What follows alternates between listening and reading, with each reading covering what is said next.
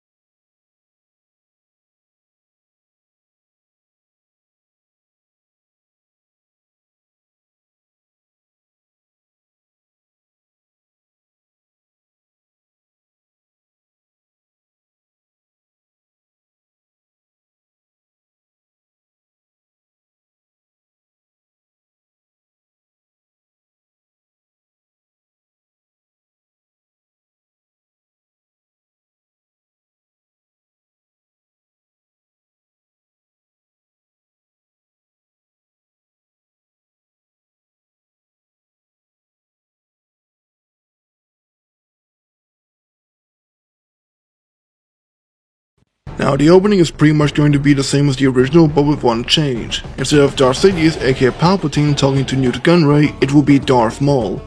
But after the scene where Qui-Gon Jinn and Obi-Wan are sent running from the droidekas, Newt Gunray asks Darth Maul what they should do, saying that they weren't expecting the Republic to send in 2 Jedi so soon. He also adds that the people of Naboo have been putting up much more resistance than before. Darth Maul just calmly tells them to send in more battle droids.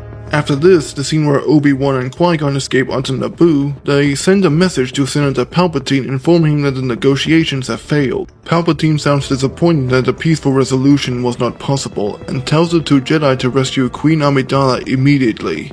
After the transmission is over, the two continue where they meet Jar Jar Binks. Now, I could have rewritten him out of this version, but instead I want to throw Ahmed Best a bone here. So in this rewrite, Jar Jar is basically a scout for the Gungan army, but he was only sent on this mission as punishment for his incompetence.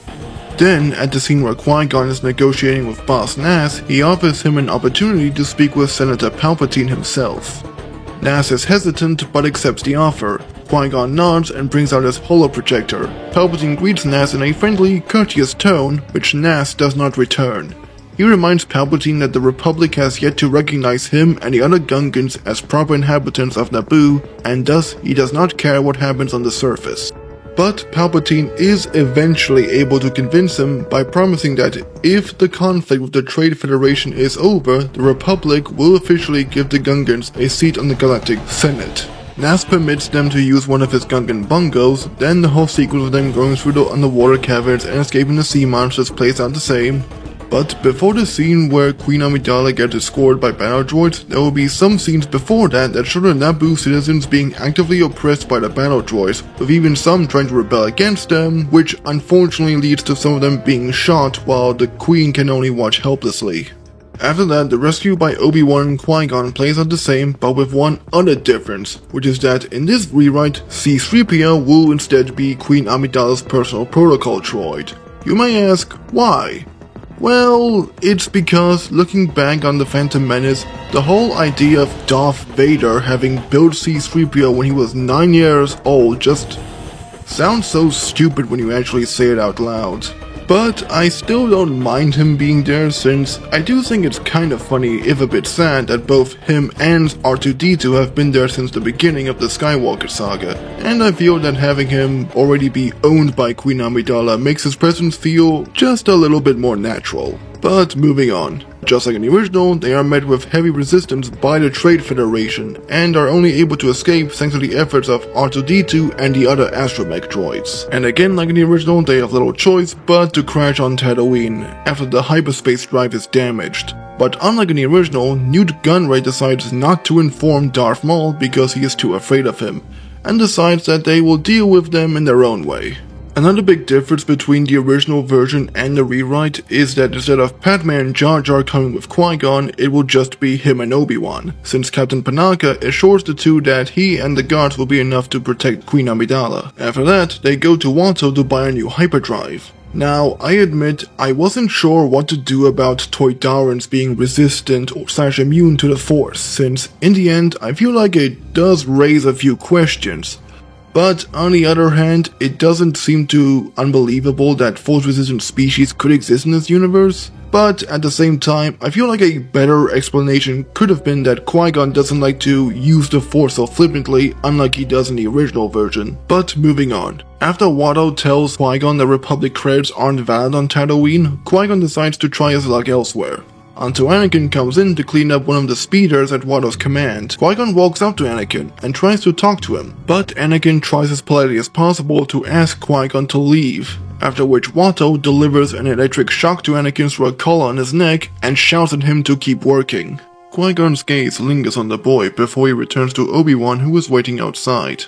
Obi-Wan asks how it went, and Qui-Gon informs him that while he wasn't able to get a new hyperdrive, he found something else instead. Obi-Wan is surprised when Qui-Gon tells him about the powerful connection to the Force he sensed within Anakin. He then asks how old he is, and Qui-Gon tells him that he is roughly 9, and he acknowledges that while he might be a bit too old, they should at least still try and free him, lest he fall to the dark side, which is all but guaranteed given his living conditions. Obi-Wan agrees, but is still hesitant about it, and asks what they're going to do about the hyperdrive. Qui-Gon thinks about it for a bit and says that he might have an answer. Back on Queen Amidala's ship, she receives a message from C.O. Bibble, just like in the original, telling her how bad things have gone on Naboo since she has escaped. While that's going on, Anakin walks back to Watto's garage where both him and his mother live. She gives Anakin a big hug, but then notices Obi-Wan and Qui-Gon walking up to them. She tries to tell him to leave, but Anakin assures her that they don't mean any harm. Shmi is not convinced until Qui-Gon calms her down, after which she lets them both inside. Qui-Gon makes himself at home, while Obi-Wan is more impatient and just wants him to get a move on with the hyperdrive, which doesn't initially endear himself to Anakin.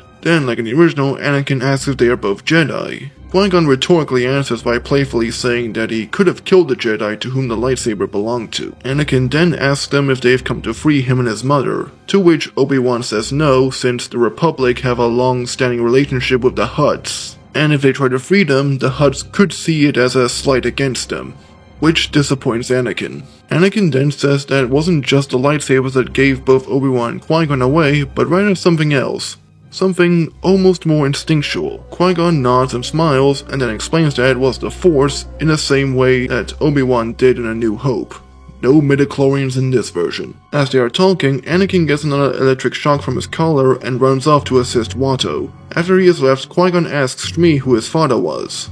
Shmi is silent at first, but admits that she doesn't know who his father or even his mother was. She admits that 9 years ago she found him on the same slave ship she was on when she was being transported to Tatooine. He couldn't have been older than a day when she decided to take care of him. She tearfully admits that her only regret was that he was found by a slave and thus had to be raised as one too. Qui-Gon comforts her and assures her that they will find a way to free Anakin somehow.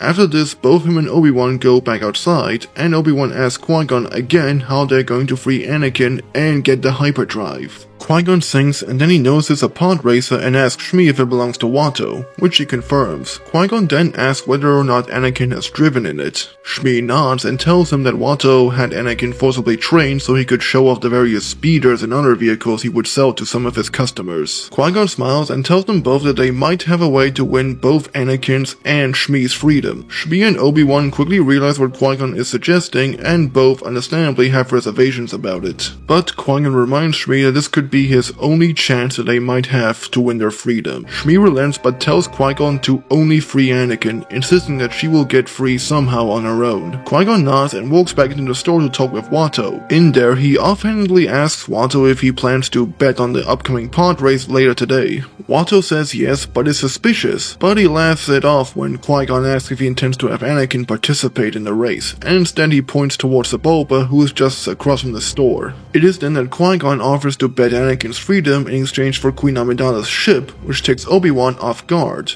Watto thinks about until Qui-Gon asks if he can enter Anakin into the race. Watto looks at Qui-Gon in complete disbelief, but the more he thinks about it, he decides to let Qui-Gon enter Anakin since, despite the busted hyperdrive and some battle damage, the ship that Qui-Gon promised him is easily 10 times more valuable than the combined price of his pod racer, Anakin and Shmi. So even if Anakin gets killed in the race, it's not too much of a financial loss for him. After that, Qui-Gon and Obi-Wan walk out, to which Obi-Wan protests Qui-Gon's plan, but Qui-Gon just tells Obi-Wan to have faith in Anakin and the Force. Back at the ship, Amidala is having a conversation with Palpatine about their situation. Palpatine assures Amidala that with the evidence they have gathered, her case against the Trade Federation's blockade will be guaranteed. But he still warns her that it might not be enough, considering how many other systems rely on the Trade Federation. Queen Amidala nods and ends their conversation. She then asks Captain Panaka if the Jedi have reported back. He says no and asks if they should investigate. But Amidala says no, telling him that they will wait one more hour. Back at the pod race, Anakin is cleaning and making some final preparations to Watto's pod race. As he is working, a kid approaches him and the two of them hug. And it turns out to be a young Owen Lars, the same one who would adopt Luke at the end of Revenge of the Sith. Owen tells Luke that this year's moisture harvest has been great, and if it happens again next year, his dad Cleek can buy his freedom and eventually his mother. Anakin, however, doesn't seem so excited about it, and Owen asks why. Anakin just says that he's been promised that for years now, and that he just wants to get this race over with. After this, the race plays out almost the same, but with one difference. Being that Sebulba doesn't sabotage Anakin's pod racer. Instead, he just snarkily insults Anakin by saying that he feels insulted by a child like him thinking he could compete with a pod racer of his caliber. Anakin ignores him and Sebulba just walks off, saying that after the race is over, only the Tusken Raiders will be there to scrape his corpse from the sand. After Anakin gets into his pod racer, Qui-Gon wishes him luck, but Anakin asks how he can use the Force to help him during the race. Qui-Gon tells him not to worry. He may not have mastery over it yet, but with how strong he already is with the Force, it will reveal himself to him when he needs it the most. Now, as I said before, the race plays out the same as the original until the final lap. Anakin is racing neck and neck with Sebulba, who repeatedly tries to knock him into the rocks, but in a similar scene to how Luke destroyed the Death Star, by not relying on his normal senses, he instinctively lets the Force guide him, which allows Anakin to effortlessly dodge all of Sebulba's attacks, which in turn leads to Sebulba crashing. But unlike in the original, the crash is so much more severe to the point where Sebulba gets killed by it. After this, there's an emotional scene where Anakin gets his collar removed for the first time. But his happiness doesn't last long when he has to say goodbye to his mother. Like in the original, he makes a promise to her that he will come back one day and free her. Unlike in the original, however, Darth Maul doesn't attack Qui-Gon or even appears on Tatooine in this version. Then we still get the scene where Anakin is on the ship and not used to flying in space, he feels cold. And also of course where he meets Padme for the first time. Now for those who don't know, in the earlier drafts of The Phantom Menace, Anakin was a teenager as opposed to a 9-year-old child. It's one of those things I think George Lucas should have kept since it makes him taking out the droid control ship so much less dumb. And I'm just gonna say it, everything Rey does in the sequel trilogy is so much more believable compared to Anakin destroying that control ship at the age of 9. And it also doesn't exactly make the Trade Federation look like intimidating villains if they can be taken out by a 9-year-old. But back to the topic at hand. By making him the same age as Padme, it would also have made his initial relationship between him and Padme so much less creepy in retrospect. But with that said, I can understand that having Anakin be shown as a child in the first movie would help highlight the tragedy of him becoming Darth Vader in the third one. But in any case, in this version, Anakin and Padme are going to be the same age. Now, whether or not Anakin should be 14 like Padme, or Padme should be 9 like Anakin, I'm honestly not sure, so I will let you guys decide. Also, while Padme is here, I also think that upon rewatching the movie for this video, the whole part of her revealing that it was her handmaiden that was just pretending to be her this whole time was just so pointless. So instead, I will just relegate it to a cultural practice where the queens of Naboo spend a good amount of their childhood and or teenage years working alongside their handmaids as a way to instill humility at an early age. While on the ship, there will also be an added scene where Qui-Gon asks Anakin how he is doing. Anakin admits that while he is happy to be free, he does feel regret about causing Sebulba's death. Qui-Gon comforts him by saying that he needn't worry. Both him and Sebulba knew the risks of the pod race, and that Anakin was showing far more compassion than Sebulba would have ever showed him, which does make him feel a bit better. Unlike in the original, there will be an added scene back on Naboo where Newt Gunray converses with his lieutenant while wandering the desolate halls of Amidala's castle. But when they turn a corner, they find Darth Maul waiting for them. Newt Gunray panics and tries to reassure Darth Maul that they will handle everything in due time, but Darth Maul just cuts him in two and then tells Rune Hako that from now on, he is in charge. After this, the scenes of them arriving at Coruscant and meeting up with Senator Palpatine play out like in the original. The only difference is that there will be an added scene where the Trade Federation representatives are having a bunch of droids sabotage the evidence that Queen Amidala has gathered, which greatly hinders her and Palpatine's argument against the Trade Federation's blockade, to the point where they even try to have Jar Jar Binks testify against them since he is a scout for the Gungan army. However, the Trade Federation representatives state that since the Gungans aren't members of the Senate, anything Jar Jar says should be treated as suspect. Meanwhile, at the scene where Qui-Gon is making his case about why Anakin should be trained, the council is hesitant like in the original, but Qui-Gon is able to convince them due to Anakin's background that they should train him, since that way they can keep a close eye on him. But one other major change that happens is that after that, we get a scene where Qui-Gon meets up with his old master, Count Dooku. After that scene, the part where Palpatine suggests that Amidala call for a vote of no confidence in the current Supreme Chancellor of Alorum still plays out. After that, the scene where they go back to Naboo plays out also like the original, the difference being that Obi-Wan is hesitant about doing it since they could be going against the wishes of the Jedi Council and by extension the wishes of the Republic. But Qui-Gon tells him that if they do go again, they can free the people of Naboo, but before that he says goodbye to Anakin, telling him that he will be back. Anakin asks if he is going to train him when he comes back, but Qui-Gon just smiles and says that while he shouldn't get his hopes up, at the same time, you never know. After they get back on Naboo, they rendezvous with Boss Nass, informing him that the Senate wasn't able to perform adequate action against the Trade Federation. In response, they lay out a careful plan that involves the Gungan army distracting the droid army, which will then allow Amidala's remaining forces to infiltrate her castle, which will then allow them to hold Newt Gunray hostage, and just in case it fails, they will then launch a squad of Naboo starfighters to take out the main control ship.